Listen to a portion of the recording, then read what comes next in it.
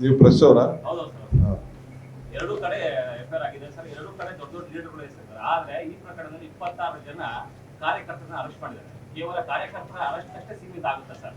ಯಾಕಂದ್ರೆ RSSಗೆ ಪ್ರತಿ ಬಾರಿ ಕೂಡ ಕಾಂಗ್ರೆಸ್ ಪ್ರಶ್ನೆ ಮಾಡ್ತಾರೆ, ನೀವು ಮುಂದೆ ಬನ್ನಿ ಅಮಾಯಕ ಮಕ್ಕಳನ್ನ ಯಾಕೆ ಬಲಿ ಮಾಡ್ತಾರೆ ಅಂತ. ಬಹುಶಃ ಈ ಪ್ರಕರಣದಲ್ಲಿ ಅದು ಪ್ರತಿಧ್ವನಿಸ್ತಾ ಇದೆ ಸರ್.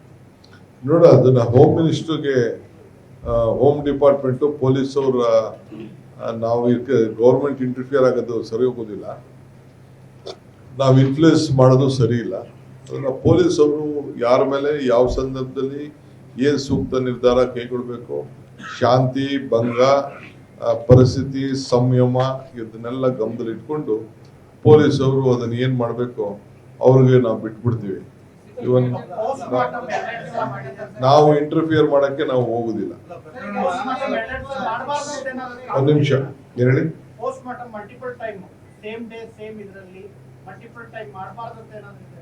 ನನಗದು ಅನುಭವ ಇಲ್ಲ. ನಾನ್ ತಿಳ್ಕೊಂಡ ಪ್ರಕಾರ ಒಂದೇ ಪೋಸ್ಟ್ ಮಾರ್ಟಮ್ ಆಗಿದೆ ಅಂತ ನನ್ನ ಅಯ್ಯೋ ರಿಕ್ವೆಸ್ಟ್ ಮಾಡ್ಕೊಂಡ್ರೆ ಅರ್ಜಿ ಕೊಟ್ರೆ 2 ಸತಿ ಮಾಡ್ತಾರೆ ಸರ್. ಅಯ್ಯೋ ರಿಕ್ವೆಸ್ಟ್ ಮಾಡ್ಬೇಕು, ಅಯ್ಯೋ ರಿಕ್ವೆಸ್ಟ್ ಮಾಡ್ಕೊಂಡ್ರೆ ನಾನು ಒಂದೇ ಕೇಳಿದ್ದು, ಒಂದೇ ಸತಿ ಐಒ ರಿಕ್ವೆಸ್ಟ್ ಮಾಡಿದ್ದಾರೆ, ಒಂದೇ ಪೋಸ್ಟ್ ಮಾರ್ಟಮ್ ಆಗಿದೆ ಅನ್ನೋದು ನನ್ನ ಮಾಹಿತಿ ಇದೆ. ಒಬ್ಬ ರಾಜಕೀಯದ ಕೆಲವರು ಚಟ ಇರ್ತದಲ್ಲ, ಏನಾದ್ರು ಒಂದು ಮಿಸ್ಗೈಡ್ ಮಾಡೋಂಥದ್ದು ಒಂದು ಚಟ, ಸುಳ್ಳು ಹೇಳೋದು ಒಂದು ಚಟ, ಬರೀ ಪ್ರೆಸ್ ಮಾಡೋದೇ ಒಂದು ಚಟ ಕೆಲವ್ರಿಗೆ ಇರ್ತದಲ್ಲ, ಅದರಲ್ಲೇ ನಾನು ಆಗಿರ್ಬೋದು. ಹೇಳಿ, ಅವ್ರು ಮಾಡ್ತಾರೆ.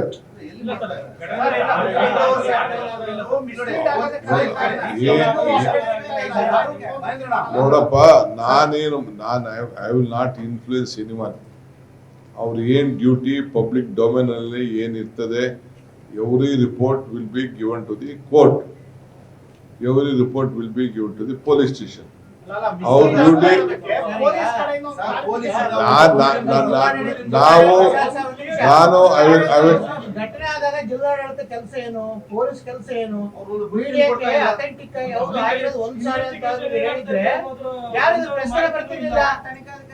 ಆದ್ರೆ ತನಿಖಾಧಿಕಾರಿಗಳ ಕೆಲಸ ಏನಂಗಾದ್ರೆ ಮೀಡಿಯಾನೇ ಮಿಸ್ಗೈಡ್ ಮಾಡೋದ? ಹಂಗಾದ್ರೆ ಮಿಸ್ಗೈಡ್ ಮಾಡ್ತಿರೋದು ಈಗ ನೀವು ಕೇಳೋದ್ರಲ್ಲೂ ಅರ್ಥ ಇದೆ, ನೀವು ಕೇಳುತ್ತಾ ಇರೋದು ಖಂಡಿತ ಅರ್ಥ ಇದೆ. ನಾನಿಲ್ಲ ಅಂತ ನೀವು ಹೇಳೋದು ಅರ್ಥ ಇಲ್ಲ.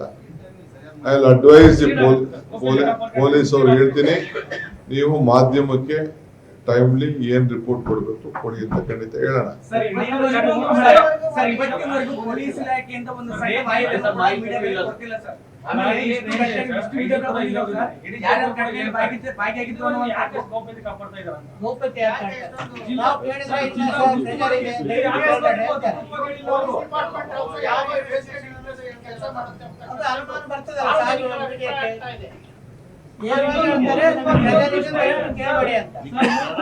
ನಾನು ಹೋಮ್ ಮಿನಿಸ್ಟರ್ಗೆ ಈ ವಿಚಾರನ ತಮ್ಮೆಲ್ಲ ಭಾವನೆ, ತಮ್ಮ ನೋವು, ತಮ್ಮ ದುಃಖ, ತಮ್ಮ ವಿಚಾರ,